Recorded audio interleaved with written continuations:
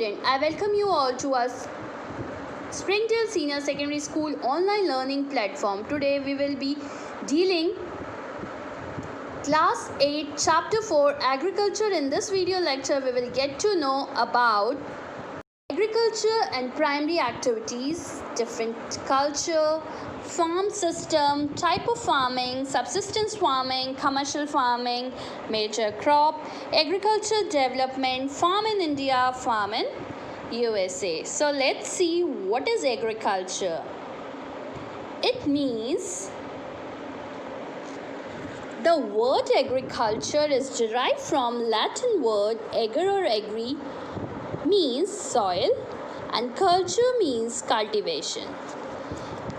किसी भी सॉइल पर कल्टीवेशन करना या कल्टीवेशन परफॉर्म करना as a activity is known as agriculture.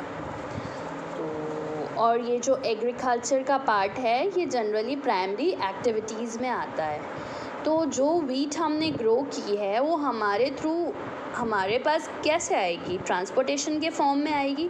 तो वो ट्रांसपोर्टेशन हम किसके थ्रू लाएंगे? ट्रक्स वगैरह के से लाएंगे. तो वो जो ट्रक है वो किसका पार्ट है? वो सेकेंडरी एक्टिविटी का पार्ट है. अब आप ये कंफ्यूज हो रहे होंगे कि एग्रीकल्चर प्राइमरी एक्टिविटी है, ट्रांसपोर्टेशन सेकेंडरी एक्टिविटी है. तो let's see, there are three types of economic activities. First one primary, second one secondary, and third one is tertiary activity. Crops are first grown, then processed, packed, transported, and finally sold in the market before we buy and eat them. तो वो सब कुछ हम इन्हीं activities के through देखते हैं. The first one is primary activities. These activities are directly related to nature. Wheat grow करने के लिए सॉइल को जिस तरीके से एक्सट्रैक्ट किया जाता है ताकि जो नेचुरल रिसोर्सेज हो उसका प्रोडक्शन हो. For example fishing, mining, etc. Second one is secondary activity. These activity involve processing the resources obtained from primary activity. ये जो एक्टिविटी है, ये जो रिसोर्सेज जो हमें प्राइमरी एक्टिविटी से जो मिले हैं उन सबको प्रोसेसिंग करती है. कैसे? एक्सट्रैक्शन ऑफ सॉइल हमने फर्स्ट प्राइमरी एक्टिविटी में किया, उसके बाद हमने उसको वीट था उसको प्रोसेस किया. Example steel plants, manufacturing industry, oil refineries, etc. Third one is tertiary activities. These activities are those activities which facilitate both primary and secondary activity. ये दोनों ही सेक्टर को सपोर्ट करने वाली एक्टिविटी है और सर्विस प्रोवाइडिंग एक्टिविटी है, like transportation, trading, banking, insurance, etc. Now, agriculture as primary activity. Agriculture is a primary activity which includes growing crops, vegetables, fruits, flower, and rearing livestock. Agriculture एक primary activity है. कैसे? कि जो agriculture की activity है वो natural project जो होते हैं, जो हमें नेचर के थ्रू मिलते हैं, उसको बाद में फिनिश गुड के अंदर कन्वर्ट करती है. Like let's take the example of wheat. Extraction of soil, हमने सॉइल को एक्सट्रैक्ट किया, वीट उसके अंदर सोर किया, प्रोसेसिंग हुआ, और थर्डली वो जब ग्रो हुआ, रीप किया, उसके बाद हमने इसको मार्केट के अंदर जाके सोल्ड किया.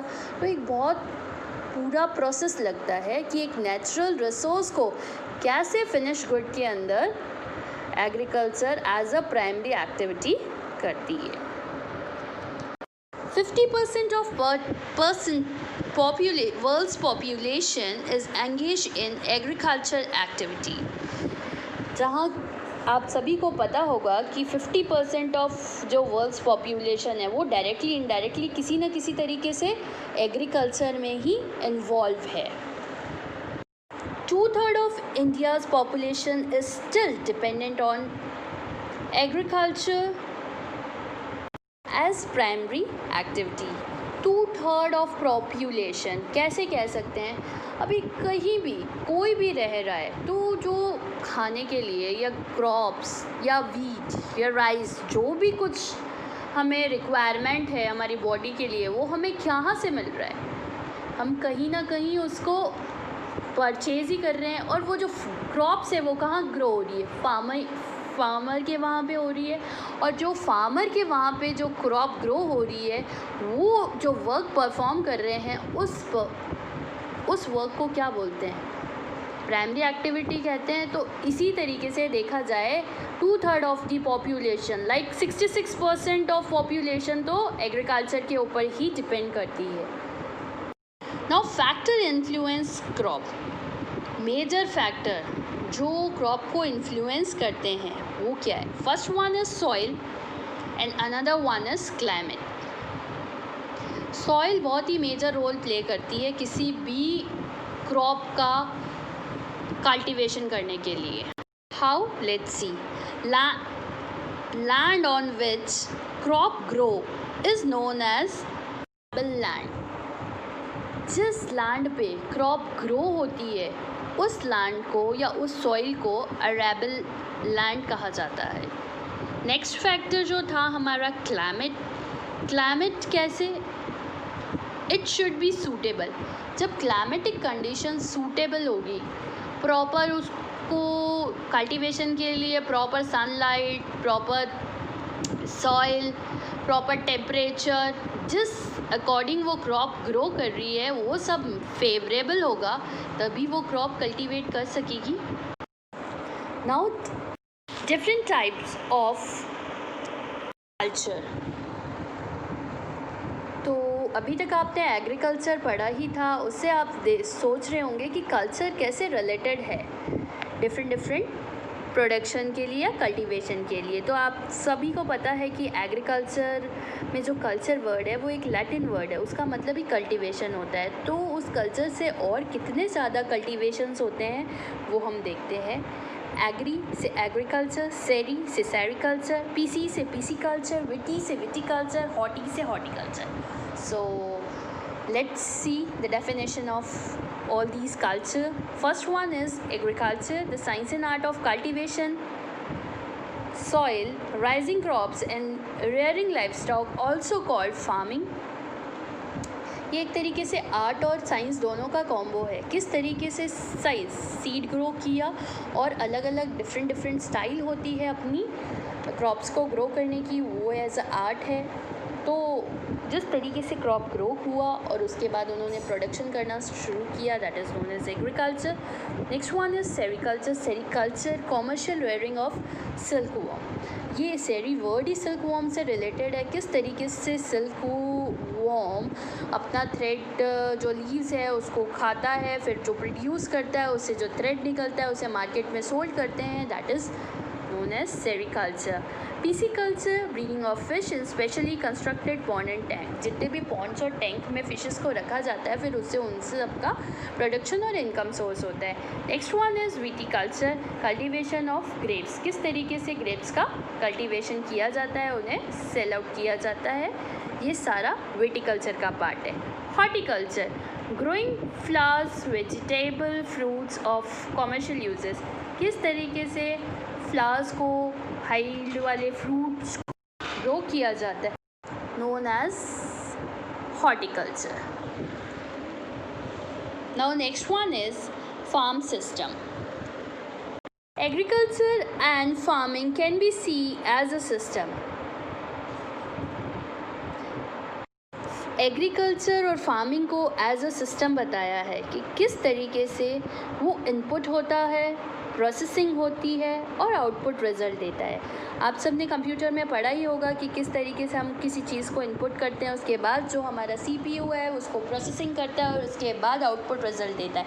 वैसे ही हम सीड को इनपुट करते हैं मशीन और लेबर के थ्रू, उसका प्रोसेसिंग होता है और रिज़ल्ट में जो हमारा आउटपुट मिलता है वो होता है डेयरी प्रोडक्ट्स, वूल, पोल्ट्री प्रोडक्ट्स। अब पोल्ट्री प्रोडक्ट्स का लेट्स टेक द इलस्ट्रेशन। किसी ने हेन को अगर एज अ इस पे रख रखा है तो वो क्या करेगी, हैन उसको एग्स प्रोवाइड करती है, उसके बाद वो पोल्ट्री प्रोडक्ट्स के फॉर्म में या किसी भी दूसरे फॉर्म में जो भी यूज़ होता है वो एक ऑनगोइंग प्रोसेस ही है। इनपुट प्रोसेस कैसे है? देखो, कभी भी कोई भी वर्क करते हैं उसमें मशीनरी की रिक्वायरमेंट होती है, सीड की रिक्वायरमेंट होती है, फर्टिलाइज़र्स की रिक्वायरमेंट होती है। तो वो सब चीज़ क्या है, इनपुट का काम कर रही है कि हमने सीड को एक्सट्रैक्शन किया, सॉइल को सीड पोर किया उसके अंदर और उसके बाद मशीनरी फर्टिलाइज़र्स वगैरह डाला। अब उसके बाद क्या होगा, वो प्रोसेसिंग होगा, वो उसके अंदर पूरा अच्छे से इन्वॉल्व होगा और उसके बाद क्या करेगा, आउटपुट रिज़ल्ट जो हमें मिलेगा वो क्या मिल गई, क्रॉप बन के मिला। वैसे ही इनपुट 2 टाइप्स के होते हैं, physical input, human input. Physical input वो होते हैं जो हमें नेचर के थ्रू मिलते हैं, लाइक वाटर, सनलाइट और एयर, जो भी रिसोर्सेज हमें नेचर के थ्रू मिलते हैं। ह्यूमन इनपुट क्या होते हैं, लेबर, मशीनरी, क्योंकि ह्यूमन का भी तो एफर्ट लगा। तो ये एक सिस्टम है, input, process, output. Type of farmings depend on factors such as geographical condition, demand of produce, labor and level of technology. There are 2 types of farming. First one is subsistence farming and next one is commercial farming. अब किसी भी farming को करने के लिए सबसे पहले हमें उसकी जोग्राफिकल कंडीशन को देखने पड़ती है। आसपास का सराउंडिंग का जो नेचर से रिलेटेड है वो सही है या नहीं है, या डिमांड ऑफ प्रोड्यूस की उनसे कितना डिमांड हो रहा है, कितनी लेबर का यूज़ हो रहा है, कितनी कौन से लेवल की टेक्नोलॉजी यूज़ करनी पड़ रही है, तो वो सारा कंडीशन फेवरेबल है या नहीं वो हम फार्मिंग के थ्रू देखते हैं। तो सबसे पहले हम बात करते हैं सबसिस्टेंस फार्मिंग की। Subsistence farming is further divided into 2 part. First one is intensive subsistence farming, another one is primitive subsistence farming. Primitive subsistence farming is further divided into 2 parts. First one is shifting cultivation, another one is nomadic herding. So let's see type of farming. First one is subsistence farming. This type of farming is practiced to meet the need of farmer family, low level of technology, household labor, produce small output. Subsistence farming एक ऐसी farming होती है जिसके अंदर क्या होता है कि जो फार्मिंग करने के बाद वो सिर्फ अपनी नीड्स को फुलफ़िल कर सकते हैं, इतना ही कल्टीवेशन, इतना ही प्रोडक्शन होता है उनकी फार्मिंग के अंदर। उनके पास इतना लेवल ऑफ टेक्नोलॉजी भी नहीं होता है और जो लेबर जो उनके पास होती है वो अपने हाउस होल्ड में जो मेंबर्स होते हैं हाउस में, उन्हीं के थ्रू ये कल्टीवेशन स्टार्ट करवा देते हैं और इन रिज़ल्ट क्या होता है कि स्मॉल आउटपुट मिलता है. It is further sub classified as a intensive subsisting farming. Intensive subsisting farming क्या होती है कि small plot of land, use simple machine, more labour. The main crops is rice. इस टाइप के फार्मिंग में क्या होता है, स्मॉल प्लॉट ऑफ लैंड में ही वो फार्मिंग यूज़ कर सकते हैं. उन्हें कुछ ज़्यादा स्पेस की रिक्वायरमेंट नहीं होती क्योंकि पॉपुलेशन ज़्यादा होती है तो उन्हें स्पेस भी नहीं मिलता है और सिंपल मशीन्स का यूज़ करते हैं. लेबर्स वहाँ पे ज़्यादा होती है और एक साल में 2-3 क्रॉप्स को वो इजीली ग्रो कर सकते हैं। और वहाँ की जो मेन क्रॉप्स होती है वो है राइस। नेक्स्ट हम बात करते हैं प्रिमिटिव सब्सिस्टेंस फार्मिंग की। It is also known as small scale farming pattern of primitive nature. Small scale pattern का मतलब ये है कि ओल्ड टाइम में जिस टाइप की फार्मिंग की जाती थी वो सब प्रिमिटिव सब्सिस्टेंस के अंदर ही आती है। ये फर्दर 2 पार्ट्स में डिवाइडेड है। First one is shifting cultivation. Shifting cultivation means it practiced in the highly thicky forest area of Amazon basin, tropical Africa, part of Southeast Asia and Northeast India. A plot of land is clearly by felling the trees and burning them. The ashes are then mixed up with the soil and then crop like yam, potatoes, maize and cassavas are grown. ये जो thickly forest होते हैं ना, thickly forest जो Amazon basin, tropical area, south east Asia, north east के Asia के part में जो फॉरेस्ट होते हैं, उन्हीं डेंसली फॉरेस्ट जब वो गिरते हैं, गिरने के बाद जो बर्न होते हैं और बर्न होने के बाद जो एशेस निकलती है, वो एशेस क्या होती है, कल्टीवेट हो जाती है, सॉइल को फर्टाइल कर देती है और उस सॉइल में वो जो क्रॉप्स ग्रो करते हैं मेनली वो है पोटैटोज़, मेज, कसावा और etcetera. Shifting cultivation is also known as slash और burning agriculture. Second one is nomadic herding. Farming is mainly practiced in semi-arid or arid region of North Africa, Central Asia and part of India such as Rajasthan, Jammu Kashmir and Ladakh. ये कई बार agriculture होता है, greenery होती है, कई बार क्या होता है ये जो ऐसे रीजन्स है ये सूखे ही पड़े रहते हैं। तो वहाँ के लोगों को क्या करने के, अपने प्रोडक्शन को देखने के लिए कुछ ना कुछ तो करना ही होता है। तो वहाँ जो हर्ड्समैन होते हैं वो एक जगह से दूसरी जगह अपने साथ अपने जो जानवर्स हैं उनको ले लेते हैं, एनिमल्स को, और उन्हें ग्रेजिंग कराने के लिए, चराने के लिए पूरे ईयरली वो इधर उधर घूमते रहते हैं in search of food and water, ताकि उन्हें प्रॉपर तरीके से खाना और पानी मिल सके। वो अपने साथ कुछ ऐसे एनिमल्स को रेयर्ड करते हैं लाइक शीप, कैमल, गोट, जो उन्हें कुछ प्रोडक्शन भी प्रोवाइड कर देते हैं। Milk, meat, wool, hide and another product to the herders and their family. जिससे क्या होता है कि वो कुछ ऐसे एनिमल्स को ही अपने साथ हर्डिंग कराते हैं, ग्रेजिंग का काम कराते हैं, जिसके थ्रू उन्हें क्या मिल सके, कुछ प्रोडक्ट्स मिल सके like meat, wool, other product, जिससे उनकी फैमिलीज अच्छे से चल सकती है। Commercial agriculture, this type of farming crops are grown for commercial purposes. ये बिजनेस करने के पर्पस से ही इस टाइप का एग्रीकल्चर किया जाता है। इसमें क्या होता है कि crops are produce and animals are reared for sale in market. जो भी क्रॉप प्रोड्यूस की जाती है, एनिमल को रेयर्ड किया जाता है, वो एज अ मार्केट में सेल आउट करके जो अमाउंट मिलता है उसी के लिए किया जाता है। इसमें ह्यूज अमाउंट ऑफ कैपिटल की रिक्वायरमेंट होती है, या तो फार्मिंग करें या कुछ भी करें।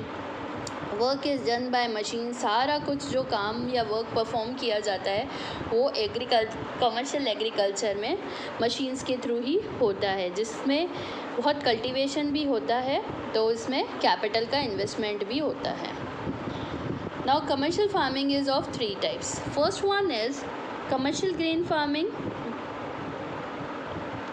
Commercial grain farming are the farming in which crops are grown for commercial purposes. इसमें क्या होते हैं कि crops commercial purpose के लिए ही grow किए जाते हैं। Mainly जो crops grow की जाती है वो है wheat और मेज, क्योंकि वीट और मेज का बहुत ज़्यादा प्रोडक्शन होता है और वो हाईली ऐसे ह्यूज एरिया में किया जाता है जिससे थ्रू इनका प्रोडक्शन बहुत ज़्यादा हो और वहाँ पे बहुत सारा अमाउंट ऑफ लेबर कैपिटल सबका यूज़ किया जाता है. Commercial major area where commercial grain is practiced are temperate grassland of North America, Europe and Asia. ये जो ग्रासलैंड होता है ना, वहाँ पे इसका प्रोडक्शन ज़्यादा होता है, नॉर्थ अमेरिका में, यूरोप और एशिया के अंदर. ये जो एरियाज़ हैं वो बहुत ज़्यादा पॉपुलेटेड होते हैं, जिसके थ्रू क्या इनका प्रोडक्शन भी बहुत ज़्यादा होता है.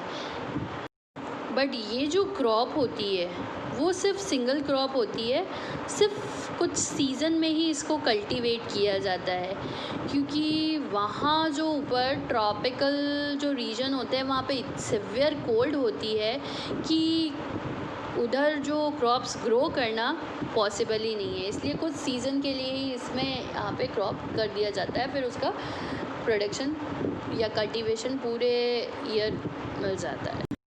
Next one is mix farming.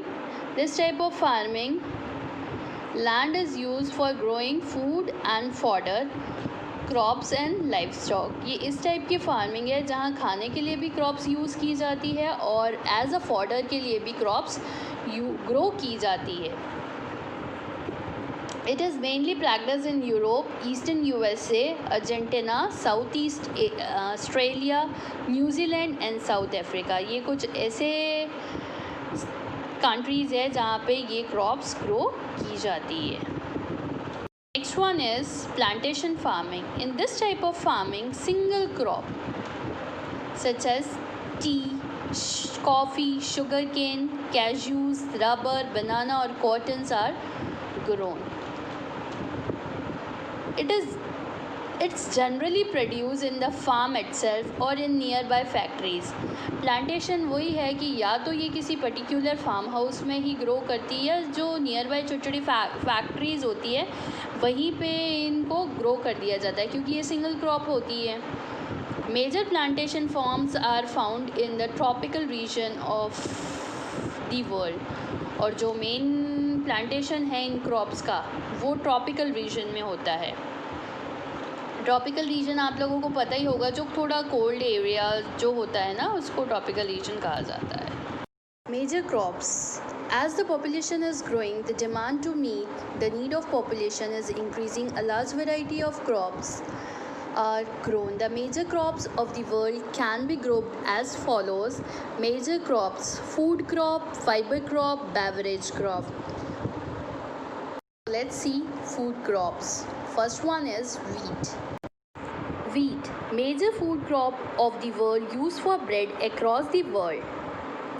Moderate temperature and rainfall is required during the growing season and bright sunshine during harvesting.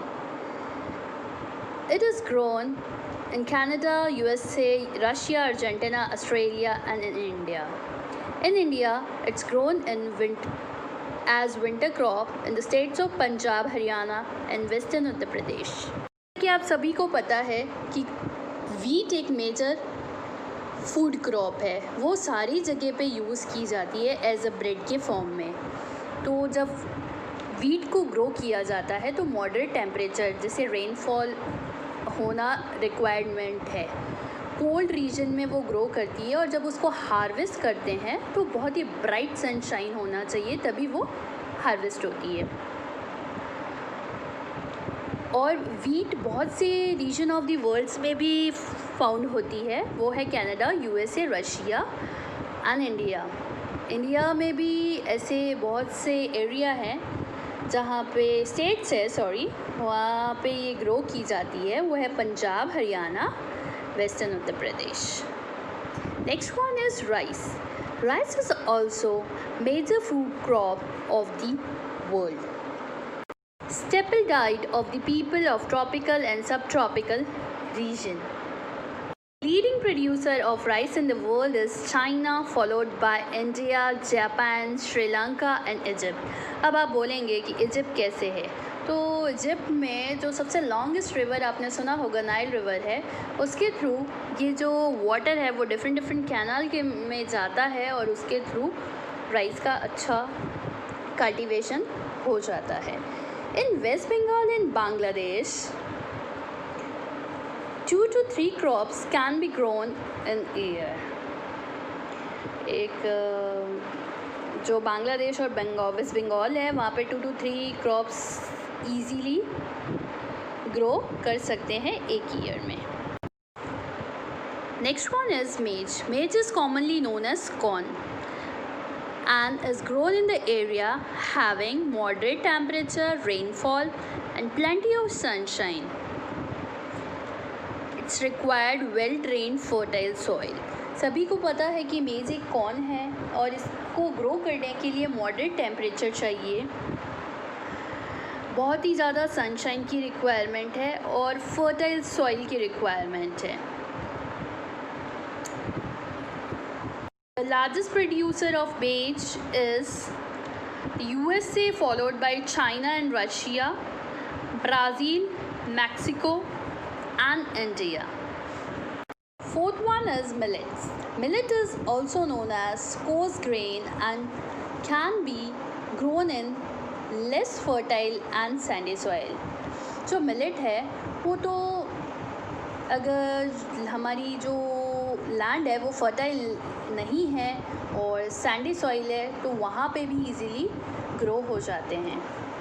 Need less rainfall and high to moderate temperature and adequate sunshine.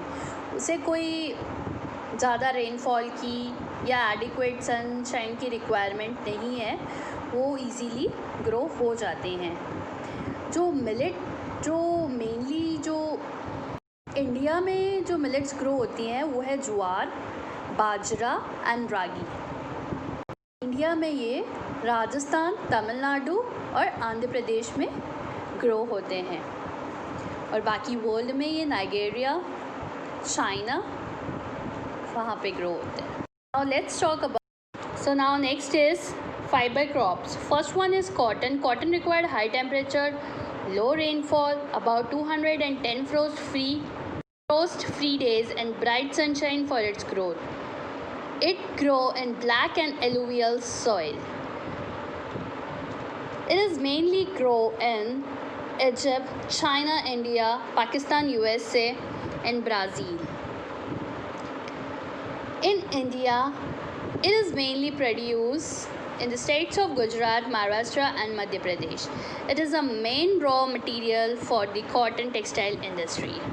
जैसे कि आपको पता है कि cotton fibre crop है। Fibre crop का मतलब ही क्या है, जिसे थ्रेड बनाई जाती है। अब आप कहेंगे कि थ्रेड कैसे बनाई जाती है, तो थ्रेड तो जैसे कॉटन का जो कल्टीवेशन होता है ना, उस में जो बॉल्स होती है उस बॉल से थ्रेड बनाए जाते हैं और उस थ्रेड से जो क्लोथ्स से फिर फैब्रिक्स वगैरह, इस तरीके से कॉटन का कल्टीवेशन होता है कि उसके बॉल से जो थ्रेड निकलती है फिर उस थ्रेड से क्लोथ्स वगैरह सब कुछ बनाए जाते हैं। तो इसमें जो कॉटन फाइबर के क्लाइमेटिक कंडीशंस क्या है वो देखते हैं कि ये हमेशा जो हाई टेम्परेचर लो रेनफॉल होना ऐसे वाले क्लाइमेटिक कंडीशन पे ही ग्रो करती है। और ये इसको जो सॉइल रिक्वायर्ड है वो है ब्लैक और एलुवियल सॉइल। और इंडिया में ये स्टेट लाइक गुजरात, मध्य प्रदेश, इन सब में ज़्यादा मिलती है। It is the main raw material for the cotton textile industry. अब आप बोलेंगे कॉटन टेक्सटाइल इंडस्ट्री के लिए ये रॉ मटेरियल कैसे है, तो किसी भी टेक्सटाइल के लिए as a raw material cotton काम करेगी और इसी में से थ्रेड बनेगा, थ्रेड से फिर क्लॉथ और फिर वो अच्छे फैब्रिक के अंदर कन्वर्ट होंगे। इसी तरीके से ये एक रॉ मटेरियल के फॉर्म में भी कॉटन इंडस्ट्री या टेक्सटाइल में वर्क करती है। Next, jute. Jute is also known as golden fibre. Jute को गोल्डन फाइबर इसीलिए कहा जाता है क्योंकि उसका जो उसमें से जो वो थ्रेड या जो रेशा निकलता है वो जनरली गोल्डन कलर का होता है। और it grows in the area of alluvial soil and need high temperature, heavy rainfall and humid climate. उसको ग्रो करने के लिए ह्यूमिड टेम्परेचर, हैवी रेनफॉल की रिक्वायरमेंट होती है। और जो जूट है, this crop is mainly grow in the tropical monsoon area. ये जो ट्रॉपिकल मानसून एरिया में ज़्यादा फाइंड आउट होती है। India and Bangladesh are the leading producer of jute in the world. पूरे वर्ल्ड में इंडिया और जो बांग्लादेश है वो लार्जेस्ट प्रोड्यूसर ऑफ जूट हैं। और इन इंडिया में it's mainly grow in waste Bengal. ज़्यादातर जो जूट वर्क होता है वो वेस्ट बंगाल में ही होता है। Next one is beverage crop. T is a beverage crop. It grows in loamy soil. It's required a cool climate and well distributed rainfall throughout the year for the growth of its tender leaves. It is grow on hilly slopes. More labor required in this one because जितना भी जो काम होता है वो manual तरीके से ही होता है क्योंकि वो जो टी को स्ट्रक आउट करना एंड ऑल। ये आप सबको पता है कि ट्री एक बेवरेज क्रॉप है और ये लोमी सॉइल में ग्रो करती है। इसको एक बहुत ही अच्छा फेवरेबल कंडीशन का क्लाइमेट चाहिए, कूल, वेल डिस्ट्रीब्यूटेड, जहाँ पे her through out the year मतलब रेनफॉल होती रहे और बहुत ही ज़्यादा। और बेसिकली ये जो टी है वो हिली एरियाज़, हिली स्लोप एरिया में ग्रो करती है क्योंकि अगर जहाँ लैंड फ्लैट होगी तो वहाँ पानी इकट्ठा हो जाएगा, क्रॉप डिस्ट्रॉय हो जाएगी, तो कोई एडवांटेज नहीं है। हिली एरिया में क्या होता है, जो रेनफॉल का वाटर है वो स्लोप के थ्रू नीचे गिर जाता है तो वहाँ पे वो इसके ईजीली चांसेस है ग्रो होने के। और इसमें लेबर का रिक्वायरमेंट ज़्यादा होता है क्योंकि सारा वर्क जो परफॉर्म होता है वो लेडीज़ के थ्रू मैनुअली होता है क्योंकि जो लीव्स होती है ट्री की उसको स्टक करना होता है और फिर बास्केट के अंदर डालना होता है। China is the largest of tea followed by India, Sri Lanka. In India, it is mainly grown in Assam, North Bengal and Karnataka. Next one is coffee. It is a beverage which is taken from the coffee seeds of the coffee plant. Coffee need warm and wet climate and well-drained loamy soil. The largest producer of coffee is Brazil, followed by Colombia. In India, Kerala and Karnataka are the famous for coffee plantation. Similarly, coffee भी T की तरह एक beverages ही है, उसे भी suitable favourable climate चाहिए grow करने के लिए और सॉइल भी लोमी होनी चाहिए। बेसिकली एक बीन्स होते हैं कॉफ़ी प्लांट में से, इसमें से बीन्स को एक्सट्रैक्ट करते हैं, फिर ये जो कॉफ़ी है वो बनती है। और इंडिया के अंदर mostly Kerala, Karnataka are the famous for the coffee plantation. Agriculture development effort made to increase farm production implies increasing the production of agriculture to meet increasing demand of the growing population. तरीके से population grow हो रही है वैसे वैसे agriculture की demand, agriculture के product की डिमांड भी बढ़ रही है। तो उसके लिए हमें कुछ एफ़र्ट्स लगाने होंगे जिससे हमारे पास जो एग्रीकल्चर का प्रोडक्शन है वो ईज़िली और अच्छी तरीके से इंक्रीज़ हो जाए। The first one is use of high yield variety of seed. हमें high yield variety of seeds use करना है जिससे हमारा जो प्रोडक्शन है वो इम्प्रूव हो। Next one is irrigation method to be improve. जिस तरीके से इरिगेशन फैसिलिटी है उसको इम्प्रूव करना चाहिए जिससे भी हमारा एग्रीकल्चर डेवलप होगा। Third one is increase the area of cultivation of crops. जिस एरिया में हमने क्रॉप का कल्टीवेशन किया है वो एरिया थोड़ा वाइडर होना चाहिए ताकि जिससे जो नेक्स्ट प्रोडक्शन हो वो काफ़ी लार्ज नंबर में हो। Use machinery of agriculture production, ज़्यादा से ज़्यादा मशीनरी का वर्क किया जाए, testing of soil and improving it with the help of chemical in order to make it fertile. Soil की जो क्वालिटी है उसको इम्प्रूव करे और केमिकल उसके अंदर यूज़ किए ताकि वो फर्टाइल लैंड में कन्वर्ट हो। The main aim to increase agriculture production is to ensure food security. अगर ये सारा प्रोडक्शन हम एग्रीकल्चर में लेके आते हैं, डिफरेंट डेवलपमेंट लेके आते हैं, तो बेशक कोई नहीं है कि सबको फूड प्रोवाइड होगा, किसी को ऐसा नहीं है कि फूड नहीं मिलेगा। ये तभी होगा जब ये सारे चेंजेस इस डेवलपमेंट में, एग्रीकल्चर डेवलपमेंट में आएंगे। हम बात करते हैं agriculture development in different part of the world. कैसे डेवलपिंग कंट्री और डेवलप्ड कंट्रीज़ में डिफरेंस है।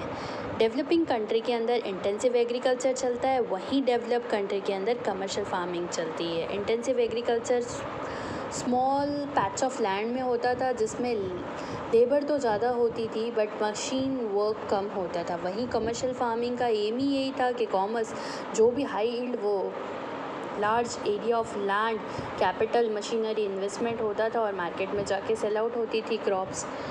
तो डेवलपिंग कंट्री में इंटेंसिव एग्रीकल्चर होने का क्या रीज़न है? लार्ज पॉपुलेशन है, स्मॉल लैंड साइज होल्डिंग है, सब्सटेंशन प्रायोरिटी है, एग्जाम्पल इंडिया। वहीं अगर हम देखें डेवलप कंट्री के अंदर कि कमर्शियल फार्मिंग है, क्यों? लो पॉपुलेशन है, लार्ज लैंड साइज होल्डिंग है, प्रॉफिट अर्न कर रहे हैं, मशीन, एग्जाम्पल यूएसए, कनाडा। तो आप लोगों को दोनों कंट्रीज़ के बीच में डिफ्रेंशिएट पता चला कि कहाँ क्या वैरायटी ऑफ थिंग्स है जिसके थ्रू फार्मिंग इतने ज़्यादा प्रोग्रेस में है डेवलप्ड कंट्री में as compare to developing country. A farm in India. The size of a farm in an Indian village is about 1.5 to 2 hectares. The farmer limited resources and capital to purchase seeds and fertilizers. With the help of few cattle and family members, he plugged his field and sowed the seeds. With little knowledge,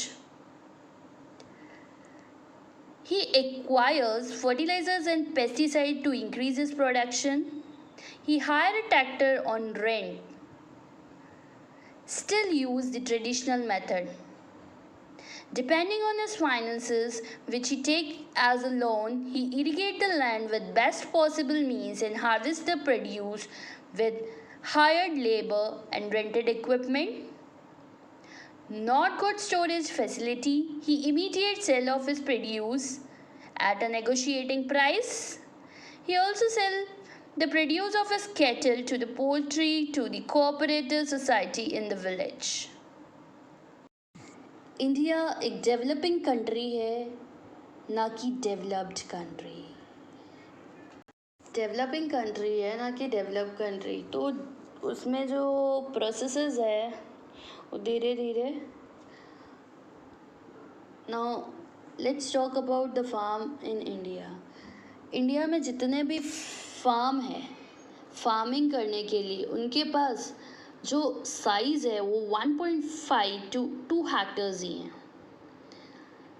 जो हमारे farmer है उनके पास सिर्फ limited resources है, limited amount of capital है। Capital means money, जिससे वो अपने सीड्स और फर्टिलाइज़र दोनों परचेज कर देते हैं। और फ्यू कैटल्स और अपनी फैमिली मेम्बर्स के थ्रू वो जो फील्ड को प्लग करते हैं और उसमें सीड सोर वगैरह करके अपना फार्मिंग करते हैं। उनके पास जो फर्टिलाइज़र्स, पेस्टिसाइड्स हैं टू इंक्रीज़ हिज प्रोडक्शन, वो भी बहुत कम है। वो इंडियन फार्मर जो भी मशीनरी इक्विपमेंट्स फार्मिंग के लिए लगते हैं उसको रेंट पे हायर करते हैं और वो स्टिल वही traditional method of farming use कर रहे हैं, उसमें कोई भी टेक्नोलॉजी, कोई भी चेंजेस, कोई भी एडवांस चीज़ नहीं है, क्योंकि इतना एजुकेशन नहीं, नॉलेज नहीं है उनको सीड्स वगैरह के बारे में कि किस तरीके से वो सब कुछ किया जाए, क्योंकि वो कोई बड़ी एग्रीकल्चर एग्रो इंजीनियर यूनिवर्सिटी वगैरह में नहीं पढ़े हैं। Depending on this finances which take a loan, जैसे फाइनेंस का भी बात करें तो वो जो कुछ भी कर रहे हैं वो लोन लेने के बाद वो उसको फार्मिंग करते हैं, जब उनका प्रोडक्शन होता है तो वो वापस उस लोन को देते हैं जहाँ से भी उन्होंने लोन लिया था। जो भी वो प्रोड्यूस होता है उसको कटिंग करने के लिए वो जो भी लेबर और इक्विपमेंट होते हैं उन सबको रेंटेड बेसिस पे वो हायर करते हैं। जितना भी जो उनका प्रोडक्शन होता है, प्रोडक्शन होने के बाद जो सेल होता है वो एक नेगोशिएटिंग प्राइस पे होता है, ये हाई प्राइस पे नहीं होता है। और इवन उनका प्रोडक्शन हो भी जाए तो उनके पास स्टोरेज फैसिलिटी बिल्कुल नहीं है। ही सेल्स द केटल, इवन वो अपने जो केटल्स हैं कुछ cooperative poultry society of the village है वहाँ पे सेल करते हैं। और वो इसी तरीके से मतलब अपना जो साइकिल है वो Indian farm system of India है, वो इसी प्रोसेस के ऊपर चल रहा है।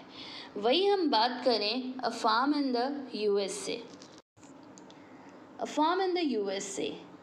The farm of the USA are very large. The size of the farm in the USA is about 250 hectare. Farms are highly machinized as most of the work in the field. With the help of drills, tractor, combine harvester, threshers, etc. High yield variety of seeds in agriculture is basically commercial in nature. Farmers are well educated from agriculture university. Farmers use fertilizers and pesticides. Good mean of irrigation, not dependent on rainfall. Sufficient measure pests, control pests that damage the crop. Soil samples are sent to laboratory for soil testing. They have sufficient nutrition or not. Farmers have grain storage, storing the grain, good transportation facility. That's why the farmers work as businessmen and not like peasant farmer in America. यहीं से difference start हो जाता है the farm in USA. अब आप ये चीज़ देखेंगे, size India के पास साइज़ है 2 हेक्टेयर, वहीं हमारे यूएसए के पास 250 हेक्टेयर का साइज़ है फार्मिंग करने का। तो ऑटोमेटिकली ये कौन सी फार्मिंग है? कमर्शियल फार्मिंग है। जो भी प्रोडक्शन इसमें होता है वो एज अ बिजनेस के बेसिस पे ही किया जाए।